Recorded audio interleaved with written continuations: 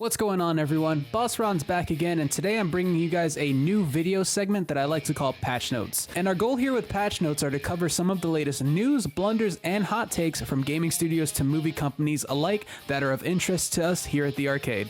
Now, the format for these videos are going to be a bit different from what you've normally seen here on the channel so far, as we're covering these news topics and blunders from a state of commentary more than warranting a full deep dive for them. And for those of you who are tuned in, feel free to leave in the comments any of the hot takes you'd like to see incorporated on future episodes of Patch Notes. So moving on from the basic synopsis, and I promise this will be the only time you'll hear this on the channel as I just need to workshop the intro, let's jump right into it. So starting with the weirder elephant in the room, it looks like Epic Games went out and actually purchased the team behind Fall Guys, the developer's studio Mediatonic. Now this one doesn't strike me as too surprising. Epic Games did purchase the studio behind Rocket League a couple months back, so it seems like they're definitely in full-on acquisition mode, just trying to bring in different franchises that kind of fit the same theme, essentially, of what they're after.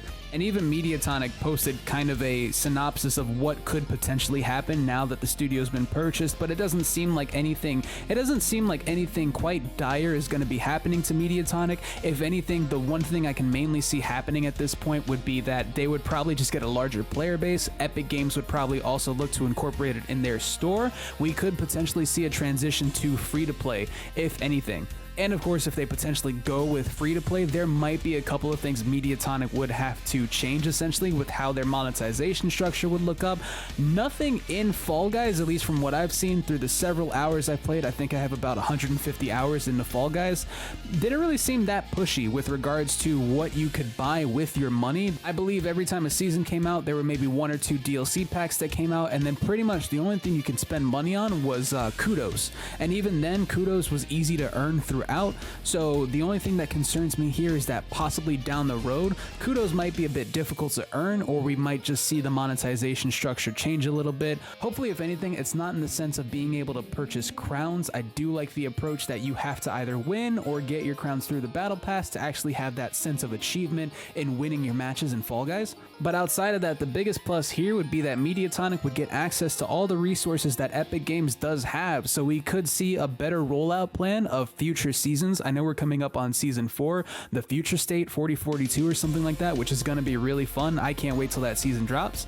But even so, it probably wouldn't take that long for us to start seeing more seasons roll out, and then with that, probably even more behind the team who's actually making the levels. So we could see just more variations of levels, more different approaches to how you would either navigate specific courses or do logic challenges and stuff like that. So really exciting all around. My only issue outside of this is just from what happened, I believe, a couple of years ago with regards to some of the other games that Epic was working on themselves. I think it was Paragon and maybe one other game that was in development.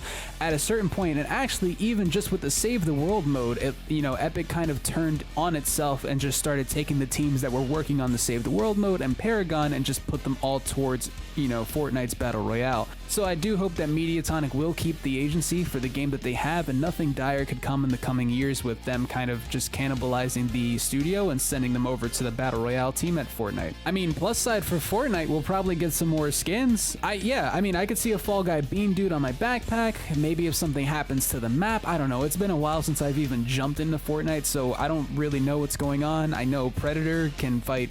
Predator is fighting Alien, and Mandalorian's chilling with Grogu, Baby Yoda out there, and either way, Epic Games is after this push for having their own metaverse by acquiring these studios to, I guess, at one point incorporate these games into Fortnite, or just have them sit pretty in the Epic Games Store. I'm interested to see what happens in the next coming months, as I know we're approaching Season 5 soon for Fortnite Battle Royale 2.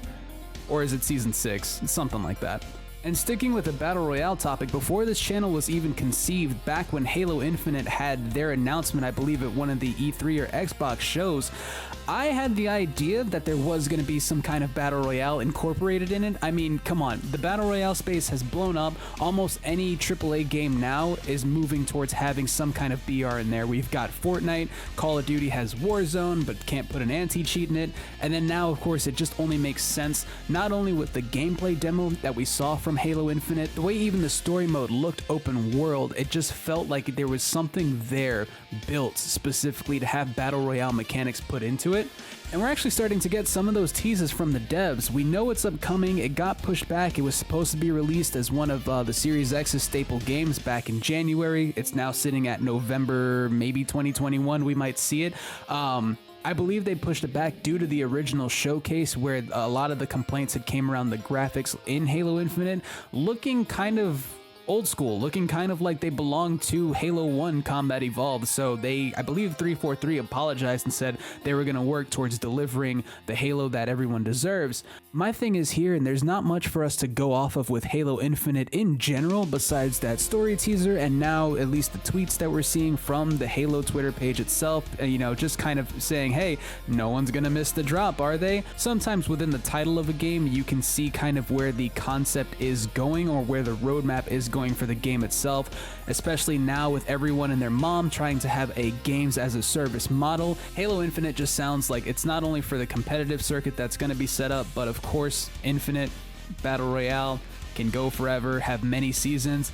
Pretty sure we're gonna start seeing some drops or some teasers coming for that. Yeah, I'm all for the Battle Royale, especially because Halo has always had some specific tie to Battle Royale-ish elements. I mean, you go back to Halo 3 with big team battles being on Valhalla, all the vehicles that were on the map, the fact that there were at least 32 other dudes fighting each other. I mean, just blow that user count or blow that player count, if you will, up to about 125, give everyone bubble shields and have them drop in for loot. It's a perfect setup. Why haven't they done it before? They probably could have been the first ones to do it. I do hope Halo Infinite's Battle Royale does incorporate maybe a different element that could kind of rein in a new wave of Battle Royales. The first wave, of course, with, Call of Duty Warzone, Fortnite, and even Apex Legends all have the same kind of practice to it.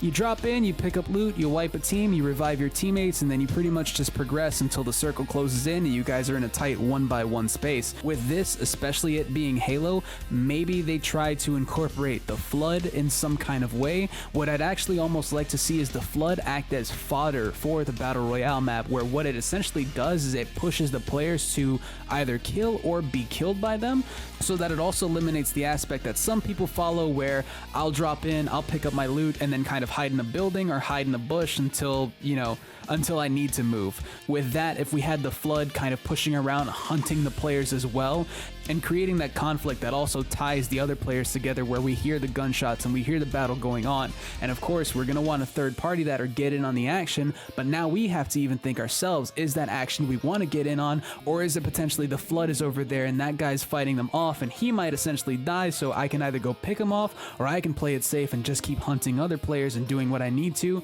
actually make sure we get the victory royale. And when 343 picked up and started doing Halo 4 and 5, we definitely got some additional mechanics in that started to take Halo and make it more akin to Call of Duty with regards to having the sprint and kind of just making the multiplayer a bit more fast-paced. So definitely want to see that translate into the Battle Royale mode and of course be a staple factor for Halo Infinite's multiplayer mode too. I can't wait to see what they do, as it looks like they're probably going to end up setting this up as a games as a service model. So that'll be interesting. We really just need an Xbox showcase at this point to give us more in-depth insight to what we can expect hopefully this fall, if anything.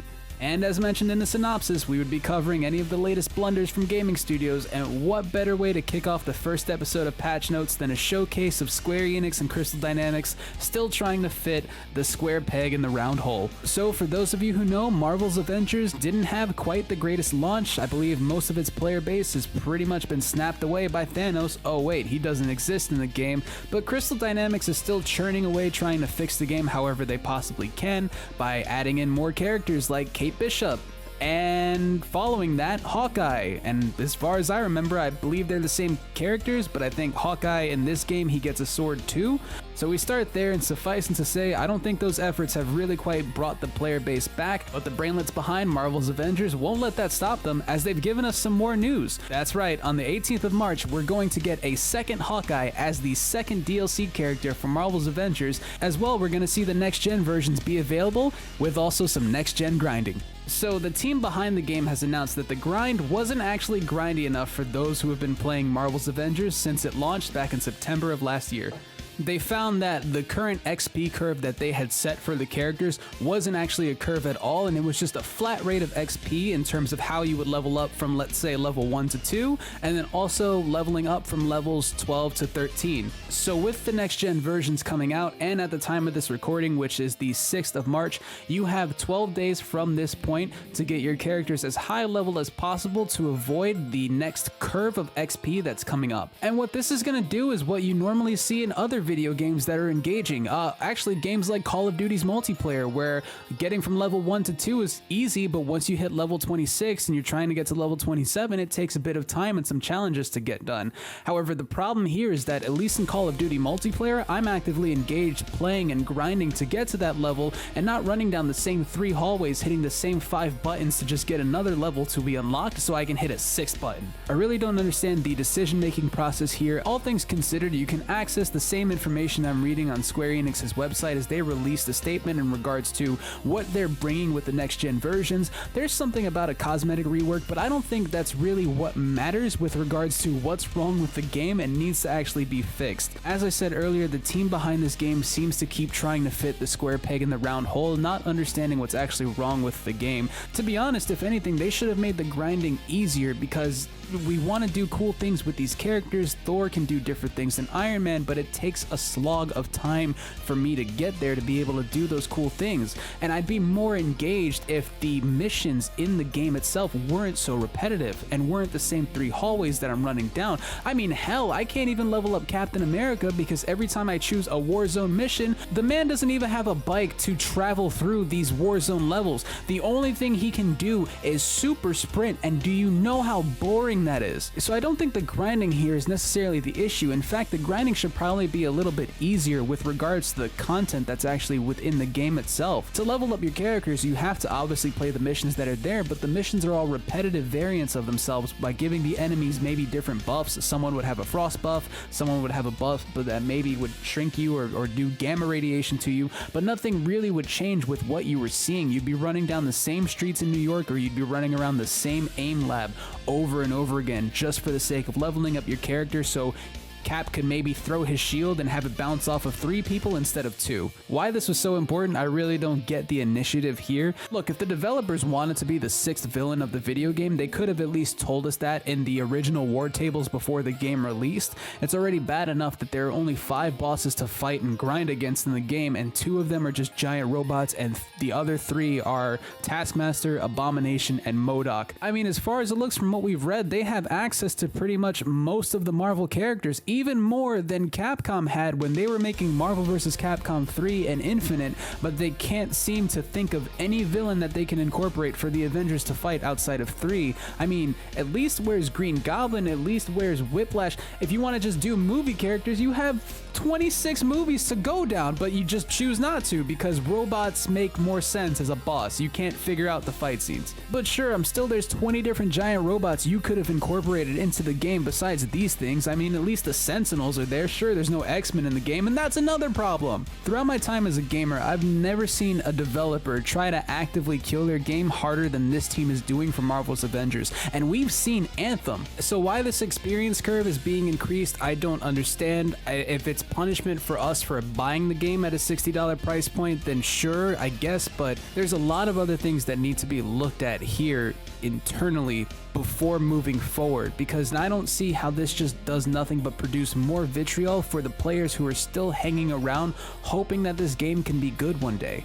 I'm technically sitting in that boat. I'm waiting to come back. I, enjoyed playing the game as Iron Man and Black Widow, even Black Widow and Hulk, as leveling them up and doing cool things with them. I jumped off right around the time that the first Hawkeye was announced as a DLC character, and I've been meaning to come back, at least if they announce maybe a newer character like Black Panther, or even if they give us insight into Spider-Man. All we know is that he's still exclusive to PS5 or PS4 as well. At this point, if the team would at least just come out and say, hey, we're sorry, we messed up, here's some more apology tokens as well as an action plan for how we're going to make this game better so you can come back, I think then a lot of these things would be at least a little bit more bearable. But right now, it seems like we'll be stuck in Blundertown for the foreseeable future. And that's going to do it with the first episode of Patch Notes. What did you guys guys think of the topics that we covered? Do you think Epic Games has a plan for Fall Guys in its entirety? How does that Halo Infinite Battle Royale sound? And do you think Marvel's Avengers is ever going to get its footing back and stop running before it could even crawl? Let me know your thoughts in the comments below, guys. Of course, if you want to see more patch notes in the future, go ahead and subscribe to the channel and hit the bell button for the alerts, as we'll try to do these once a week alongside of the other videos we'll produce here and the streams that we do on the channel.